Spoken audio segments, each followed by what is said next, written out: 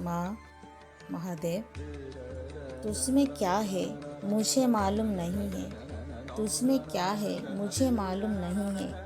जितना देखती हूँ तेरे आनंद प्रेम में डूब जाती हूँ, जितना देखती हूँ तेरे आनंद प्रेम में डूब जाती हूँ। मैं सभी देवी देवताओं को मानती हूँ और पूजा पाठ करती हूँ, क्योंकि सब में तू है। लेकिन जब तुम्हारी बात आती है तो आंखों में आंसू आ जाते हैं, आंखों में आंसू आ जाते हैं। ऐसा लगता है कि तुम्हारे साथ मेरी आत्मा का कोई गहरा रिश्ता है, तुम्हारे साथ आत्मा का कोई गहरा रिश्ता है। लगता है तुम्हारे साथ कई जन्मों का रिश्ता है, तुम्हारे साथ कई जन्मों का रिश्ता है।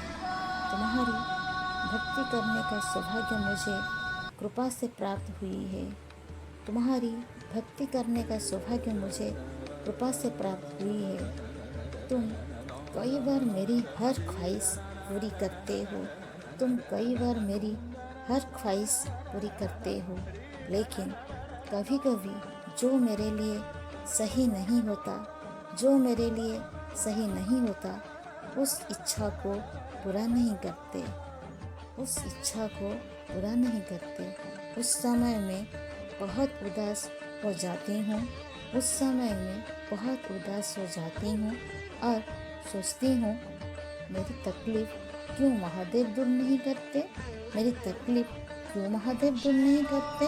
क्या मुझसे कोई गलती हो गई, क्या मुझसे कोई गलती हो गई।